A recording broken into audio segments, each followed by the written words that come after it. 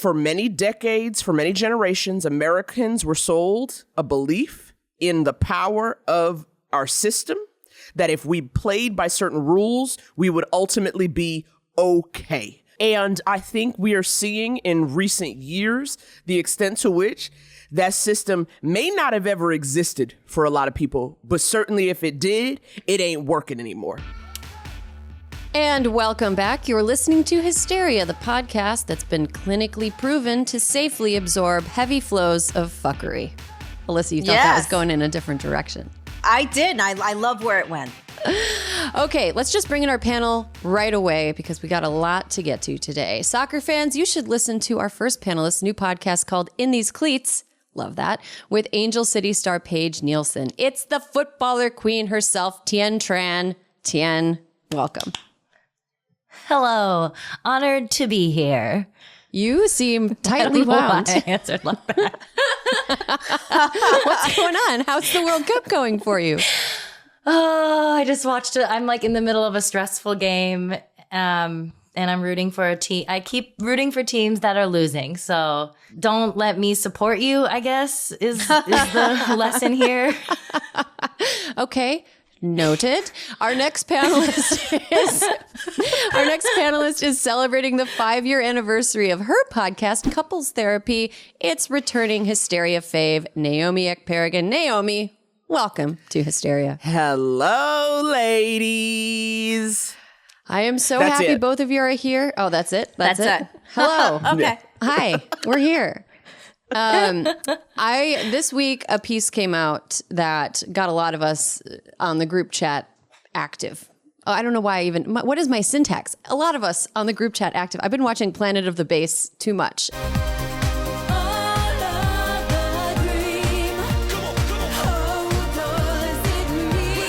And everything I say sounds like it's been put through Google Translate like 4 times. So there's a piece that ran in The Atlantic this week by New York Times opinion writer David Brooks. And the piece was called How America Got Mean. In introducing the piece to his Twitter audience, Brooks said, "The most important story about why Americans have become sad and alienated and rude, I believe, is also the simplest.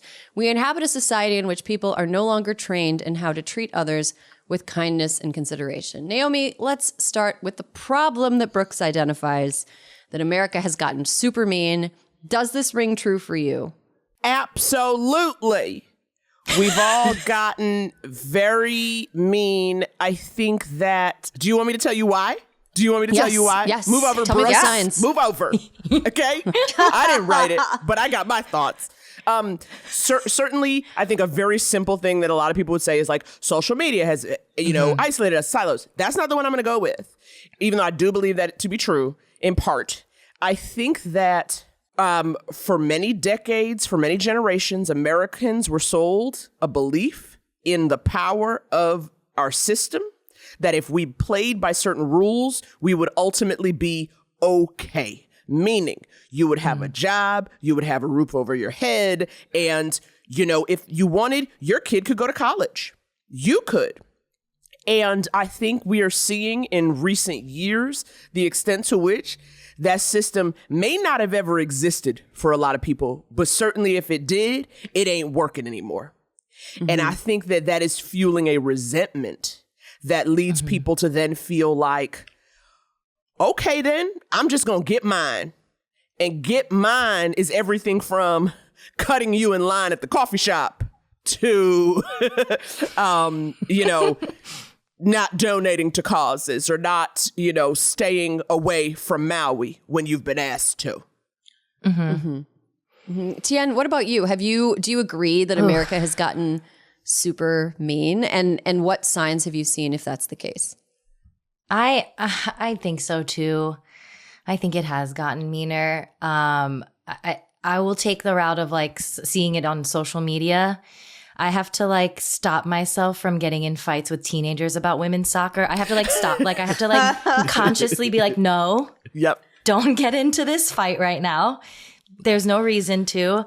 I also think there's like a level of social media that like lets people have anonymity, and so that they can just go in and comment on anything. And I see so much vitriol, misogyny, homophobia, racism on the internet that like it makes me sad. Like I went down a hole of reading too many comments after. Sorry, I'm watching so much soccer, and I'm so sorry that that's all I can think about right now. No, I love the athlete perspective. I love the athletic perspective. This is not an athlete perspective. But I think there is something to like the fact that people are questioning these systems and these institutions, and the people that have been propped up by these institutions are like kind of backlashing in a very hateful way. And I think it's just all coming together. So like kind of related to what Naomi is saying is like we are given this dream that's kind of crumbling, and it needs to be kind of broken, and people are questioning it, and those who are being questioned are pushing back.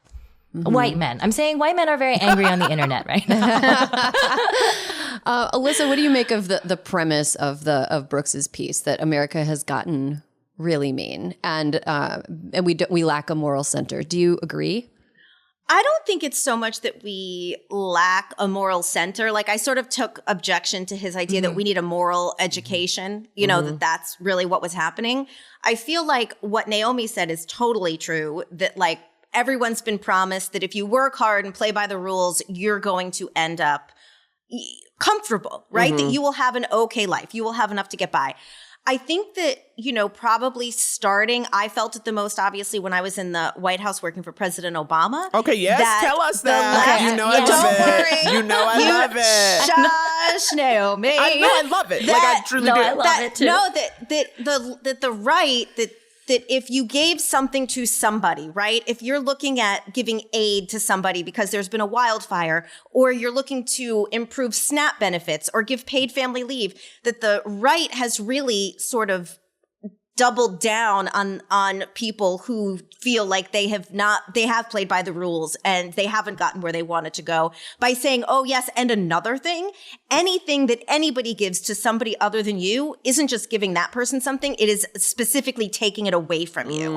And I think that especially in the sort of grievance politics of Donald Trump, which is so incredible because he's so fucking rich that people listen to him when he's like, it's all been taken from you. And I think that like that has given way to a political discourse that has sort of gotten seeped all the way down to the roots of this country. That's like, you don't just disagree with me, you're wrong and you're evil, you know? And I think that that's like a big chasm that's, you know, you used to be able to, look, I mean, political discourse has never been great, but I think that people could disagree and be like, I'm a Republican and you're a Democrat and I don't believe what you believe, but like we can still be friends. But now there's a real like, you're hateful, you're evil, you don't care about people if you believe certain things. And it's true, I think, predominantly on the right, but I do think that there are like, you know, factions of libertarianism and of the like fringe left that are also sort of giving into that villainization, for lack of a better word. You know, I think that what you have all brought up, that we're told that if we just act nice and loving and giving and kind and center others' needs or whatever, if you only do that, then things will work out for you. I think that there's another piece to that, and that is that we know more about the lives of billionaires and the lives of the super rich people who formed this country, or who, you know, formed the economic backbone of this country. We know more about them now than we ever did, and those people don't fucking follow the rules.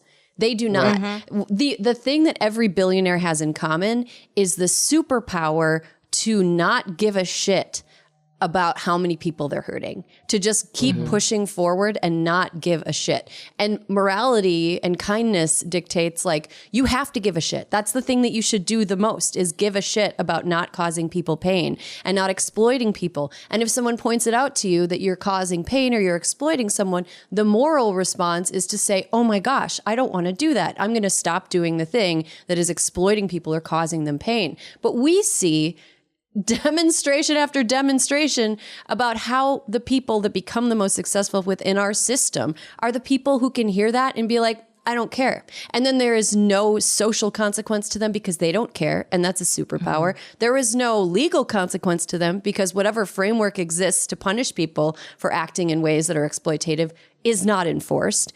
And so we see that and we're like, why am I going to go out of my way to be kind when being kind and living a life that is centered around considering the needs of other people is one that's going to lead to me being taken advantage of by people who don't give a shit. You know, it's show business, not show friendship. Well, I'm sorry. This I think is my problem because I'm in show friendship, and if I don't like you, I don't want to be around you, and that could be why I don't work much. Okay. I'm in show friendship too. I'm in show friendship too. I think women especially are raised to be in show friendship. And Tien, carry on. Go on. Say what you're going to say. No, I was just going to say, and like, you know, the superpower of the billionaires and the rich is that sort of violence and exploitation is normalized. And when people speak up about it, like I was listening to a podcast the other day about how like, is this language about like the class war that the SAG and WGA strikes are using, like, is that helpful at all? And they were saying that like we're using incendiary language of like putting us against them, of like the workers like shouldn't be attacking the executives. And you're like, what are you talking? Like, that's the sort of like meanness that is like being, I think, kind of is not being validated when it is. Like, we've been exploited, we've been taken advantage of. We can get mad. Like, we're allowed to say the mean thing because it's true. So I think there's like levels to it that I think we need to be more nuanced about instead of like, because like this article as I was reading it too, I just always question anyone who's like the good old days. Yes. Like, yes. Who? Like David for Brooks? who? Yeah. Who are you talking about? For you. Yeah. Like Yeah. you're talking like about the good old days for you. So like, I was just going to say really quick that in 2016, Donald Trump tweeted, well, I've never met David Brooks of the New York Times. I consider him one of the dumbest of all the pundits. He has no real sense of the real world. And I have to say, I agree with Donald Trump generally when we're talking about David Brooks's columns. I feel like there's a good intention behind a lot of what he's writing. And he did like identify a problem.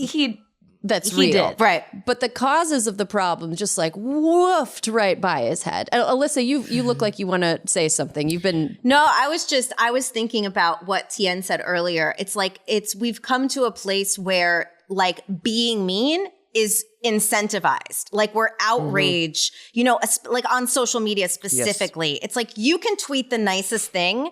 And I'm going back to pre-X because I can't really tell you how X works. You know, I'm going back to Twitter of days gone by. And if you tweeted, like Erin, for example, it's this time of year when we would help teachers clear the list, right? So teachers would tweet at us and we'd retweet and you'd get maybe 1 or 2 retweets and it's fine.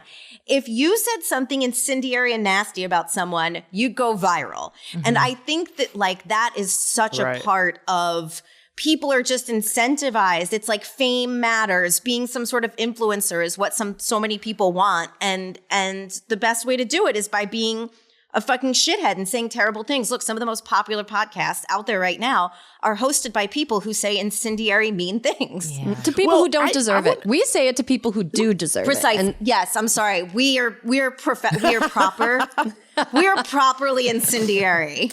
Well, there are 2 things because I want to piggyback on both of those things because I think it is like it's both that. Like think about it, right? Like, and you know, this people joke about this a lot online, right? But if I said I love pancakes, the first response would be, "Why do you hate waffles?" Exactly. How dare you erase waffles from the discourse? You know, or like one of my favorite things that my husband and I joke about in the house is like when somebody will post something and it's like, if you're not angry, you're not paying attention.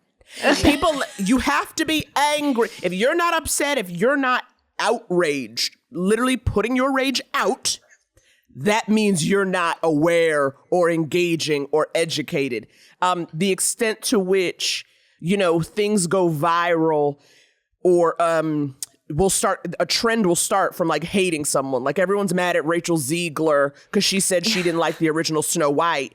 And now there are a stream of TikTok videos about how nobody ever liked her, right? But people are doing those videos because they know those videos will get the engagement. You know what I'm saying? Yeah. So it's like you get rewarded for the attitude. And I also think too, right? There's this difference between anger and meanness. Yes. I'm angry all the time. Yeah. But I say please and thank you.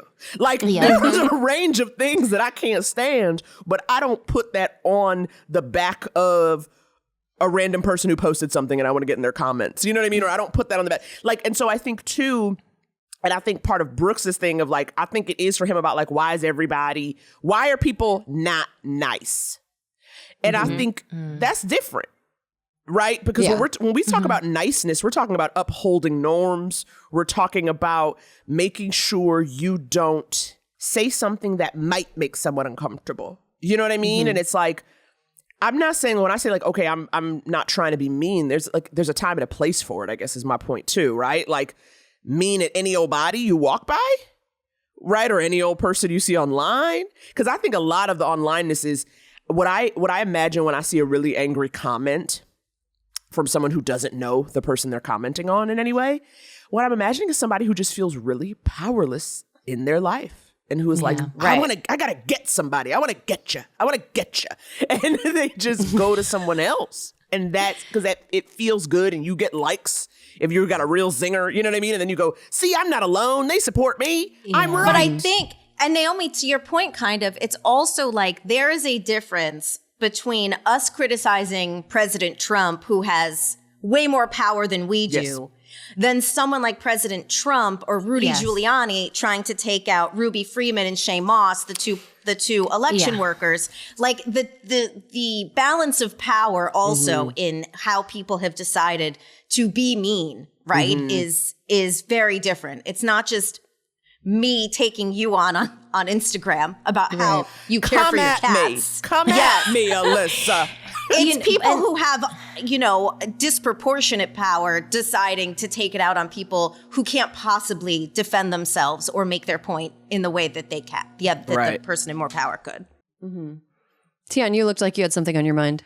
Well, I was just going to say that, like, I see what he's saying. I think it's more that, like, we've also we need an ever-evolving moral center, and like, because niceness can also mean just like, for me, like in the past I would sit in a room and like let a microaggression slide. Like, is that good? Like, that's me being nice and polite and like upholding like a sort of social contract that I'm not going to make everyone uncomfortable because I just got made uncomfortable. You know what I mean? Like, I think I feel like that's what Brooks is getting at. Like, I mean, like in a classic David Brooksian way. Like, by the way, it seems like I'm being mean to him, but like Alyssa and I were talking about how in 2014 he wrote a column about income inequality and was like, well, income inequality exists because very rich people, of course, but it also exists because of very poor people. And like reading it was like, I still remember. Thank you for that deep dive. I still remember the like stroke I felt like I was having where I was like, what is he talking about? What are you talking about, David? I think like he gets close to some salient points and then he misses it. Like here's an excerpt. One of the but the premise is salient. I think he conflates morality with kindness. Like he like being kind and being moral are not the same thing. Or like nice or polite. Being polite is not the same thing as being moral. And I feel like David Brooks probably thinks that it is, in an example like Tien gave, where David Brooks probably thinks that it would have been impolite for Tien to be like, hey, that's fucked up. Don't say that, And because I know some morally corrupt people that are very kind. Totally. Oh my God. They're always so nice. Keep corrupting? How else do you keep corrupting, honey? There was I had a feel like a couple weeks back, and I feel like finally we have the framework to talk about this now without me getting spammed. But when Mitch McConnell had some sort of an episode on camera, my first thought was that poor man. My first thought, because my instinct is to care about other people and to be like, this is a human being experiencing something very unpleasant. But then, like split second later, I was like, that poor man, if he saw a film of the exact same thing happening to me, or something much worse happening to a migrant child or a pregnant woman, he would not have any emotional response to it. And if he did have an emotional response to it, he would not take any action to right his like to like help the person, because he's got an entire career of hurting people. And yet I see him in pain and I think that's a man in pain and I don't want that, you know? And I feel like that's the superpower that I'm talking about. It's like, he just doesn't give a shit. It's like, even if you take niceness out of it, I think that in this day and age, we have stopped. A lot of people have, but Erin, you clearly didn't, is that you start off by giving someone the benefit of the doubt until they prove you wrong. And I feel like now sometimes, you know, like I was driving down the road. I mean, it's happened to me a couple times. My car is full of bumper stickers. I mean, most of them say things like, love food, hug a farmer. But there are some other politically charged ones like matriarchy forever. And this guy gets up on my ass and tries to drive me off the road and then passes me and says, cry your liberal tears. What? Who in a Subaru has ever hurt you? Like, honestly. Right. Wow. And I think that that's A Subaru you has know, ever cried unless they're listening to the Indigo Girls, and it's an emotional Thank song. you, Erin. Thank you. But it's like, I think that now people just see people who are maybe different than them and they just go for broke instead of being like, you know what? Maybe they're a good person. No, Alyssa, no. I'm very upset by this. This is crazy that this happened to you. That's Yeah, crazy that is that somebody so would do wild. that. It's happened. Like, You guys, it's happened a couple times. And the thing is, the only reason I'm telling this story is because my husband does not routinely listen to this podcast. Because when I started slapping stickers on the back of that car, he's like, I don't know. This feels fraud in this day and age. And I was like, come on. And I literally said, come on. Who's going to get on me because of a couple bumper stickers? Little did I know. yeah. I mean, that is like, I'm so enraged because luckily, obviously, it was a passing incident. This person kept moving. Yeah. But in a world with very little gun control and so much anger, and the idea, like, it would have been different if you had cut them off first. No, I was just going the speed limit. You were That's it. That literally was my just only living crime. your life with some stickers. And I think that is the thing that that's our problem now, right? Like that's the issue. That's what Brooks needs to kind of write about and drill down on. Like, are you kidding me? I mean, And I think too, like, I live in a community that's loaded with Trump flags and stickers. It has never occurred to me to ride someone's bumper because of their bumper sticker. Like, that is They're probably really bad me. at driving anyway. I mean, No, here's if I ever see that bumper sticker, I'm like 20 feet back. I'm like, well, that's thank you. Yeah. Well, that's what they do. Giving It's you like, breathing room. but that's what they want, though. And by they, I hate whenever I use the word they. It feels like it's like the monolith. But I'm like, I think that's what can be tricky is that the person who puts up the Trump thing knows or thinks this is gonna really make one of those liberal cry your liberal tears, like whatever it is. Yeah, time They to own know some libs. that. Time to own some libs, but they think that if you have your bumper stick saying, you know, matriarchy forever, that you can be fought, you can be pushed over, you can be pushed out. I think they also have such hair trigger and heightened emotions and the inability to see outside of themselves that they think that everybody has the same emotional composition that they do, which is like just That's so true, right Erin. on the edge of just being totally pushed over the. I want to say one quick. I want to rant about capitalism really quick because I think that's yes. Brooks is never going to get this because he is a dyed-in-the-wool capitalist institutionalist in the most wet, cold oatmeal kind of way. He doesn't understand that all of this is an inevitable outcome of late stage American capitalism unless there are like drastic steps taken to help alleviate this. Okay, so we're lonely. Loneliness and disconnection from your community cause, mental health problems, including like explosive rage and unkindness to people around you. Well, the ideal consumption unit in a capitalist society is one person households. How many stoves does a household with one person in it need? One. How many stoves does a household with 5 people in it need? One. Like the ideal consuming unit is a household consisting of one person.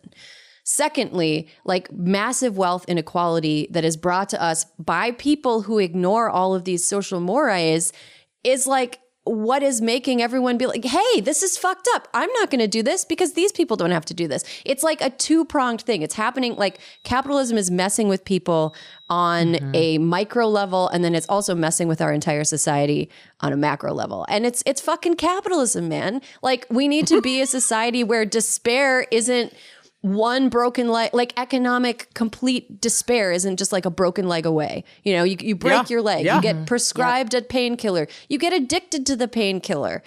Meanwhile, there's a family that invented the painkiller that are billionaires. They're billionaires. Yes. The consequence of killing literally millions of Americans for them has been they get to keep the money, and like some of them are going to have to like change their names, or their like grandkids are going to be embarrassed when they get into Yale and have to like explain. The grandkids are going to have to like become experimental Yale is artists. going to ask them anything. And that's the problem there too. Because everybody at Yale is like, oh yeah, my grandparents did some shit too. I have a C average. You know what I mean? Like, but I'm taking over the company and just going to keep going. I'm going to keep going. Yeah. I mean, well, nevertheless, okay. Well, and then like we're all supposed to just sit there and watch these people get everything that they want and suffer no consequences except people going, don't do it. Like my little, my kid, Juniper, is at a phase now where if she sees something she doesn't like, she shakes her finger and goes, no, no, no. No, no, no. Like if it's on TV, if she sees people fighting, she goes, no, no, no, no, no, no. Or something get knocked over or something on fire. No, no, no. But that's literally the consequences that are suffered from people who break every moral decency rule and become billionaires. They've got us standing outside being like, no. No, no, no. Yeah. And David Brooks identifies that as the problem. He identifies us shaking our finger as the problem. Yes, that's what I'm saying. Like, we get to be angry about that. Yeah. Yes. Yeah. Yeah. Yeah. I mean, what's meaner? Like exploiting workers in such a dramatic way that the size of the family that they can have is impacted. The relationship that they're able to have with other people is impacted. Their enjoyment of life is impacted. Their health is impacted. What's meaner, that or those people who are impacted pointing out that the people doing it to them fucked up? You know, I just, I can't believe David Brooks made me agree with Donald Trump. All right.